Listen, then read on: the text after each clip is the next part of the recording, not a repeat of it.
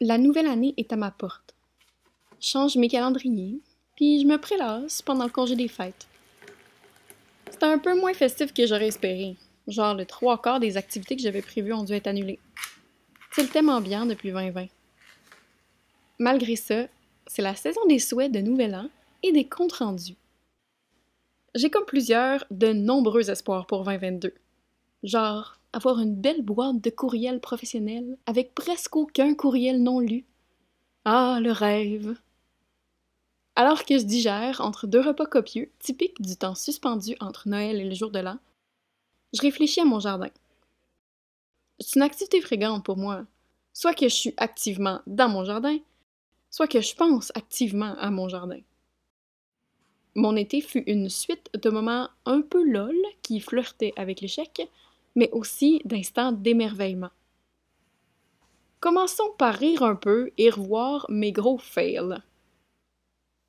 Premièrement, les kiwis. Ils ont fleuri. Je les ai tous pollinisés à la main, like a madman. J'ai eu un seul kiwi. Et en plus, j'ai oublié que j'en avais un dans le plan, donc il a gelé et moisi sur le plan, et j'ai même pas eu la chance de le manger. Note importante, les kiwis auto-fertiles, ça marche bien mal. Ensuite, les fèves ailées. La germination a pris une éternité, même en faisant tremper les graines super longtemps.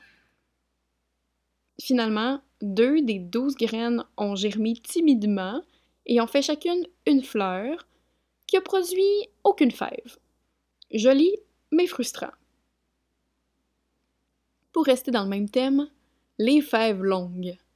Ah, celles-là, ils ont bien poussé, puis ils ont fait d'impressionnantes fèves. Je pense juste qu'ils ont manqué de soleil parce que chaque plant a fait genre une fève.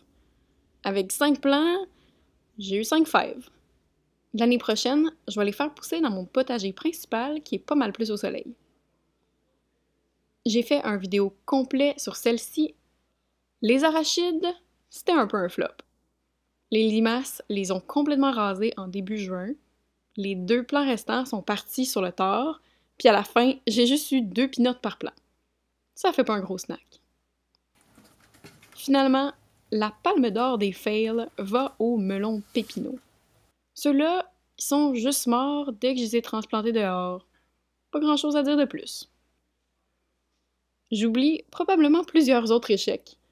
Vous inquiétez pas, je m'apitoie pas sur mon sort, là. Je vous raconte pas ça parce que je cherche la sympathie. Je trouve juste ça important de souligner que souvent, tout va pas comme on veut quand on jardine. C'est normal. C'est comme ça qu'il y a bien des jardiniers qui apprennent. La vie sur les réseaux sociaux a souvent l'air bien trop parfaite. Vous laissez pas leurrer, hein? Même les jardiniers aguerris ont du mildiou chez eux. Le grand succès de l'année maintenant. Sans équivoque, la chose dont je suis le plus fière, c'est cette grande allée de plantes. En avril cette année, elle était sur le sol dur, recouvert à la grandeur de plusieurs centimètres d'asphalte. Des travaux ont fait que cette allée est devenue une tranchée. Plutôt que de repaver à grandeur, on a pris la décision de transformer la route en chemin verdoyant. C'est difficile de se rappeler que toute cette abondance, c'est un îlot de chaleur il y a moins d'1 an. Ça n'a pas coûté une fortune non plus. Bon, les travaux d'excavation, oui, ça a vraiment coûté cher. Mais les plantes en tant que telles, pas en tout. L'amarante a été plantée à la volée, un petit sachet dont il me reste encore genre la moitié des graines. Les tomates sont toutes des tomates volontaires, soit des plants qui ont spontanément poussé, qui venaient de graines disséminées quand j'ai ajouté du compost maison. Les capucines, ils viennent d'une barquette à 5-6 piastres, de la pépinière près de chez moi.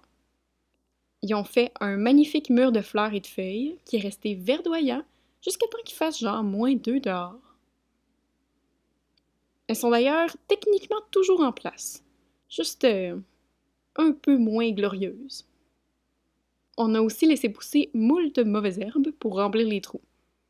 On a eu ben du chénopode, en masse pour se faire une coupe de salade pendant l'été. J'aimerais aussi souligner un avantage majeur pour nous, qui est une absorption de l'eau dans le sol. Avant, l'eau s'accumulait sur l'asphalte, puis puis elle coulait le long des fondations, ce qui menait à de l'eau dans notre sous-sol puis dans celui des voisins les jours où il pleuvait fort ou encore plus au printemps. Maintenant, les plantes puis la terre absorbent l'eau plutôt que la laisser ruisseler vers les égouts. C'est un plus pour les plantes, un plus pour nos fondations et un plus pour la ville parce qu'il y a moins d'eau dans le système pluvial. Win-win-win! J'ai passé tout l'été à déambuler le long de cette voie de passage. Franchement, quelle excellente décision qu'on a prise. J'ai plein d'idées de choses que j'aimerais faire l'année prochaine pour rendre mon jardin encore plus meilleur. Une section tisane, avec du mélilo puis d'autres douceurs. Élaguer un peu la verdure sauvage qui pousse dans cette section-là pour avoir plus de lumière ici. Des roses trémières? Un topiary? J'abandonne pas le combat non plus pour mes échecs, hein? Je veux au moins une fève ailée complète l'année prochaine. Pas juste des fleurs, là. Je vais continuer à raffiner mes plans d'ici à ce que le sol les gèle. On se revoit l'année prochaine, les mains dans terre, guys. Bye!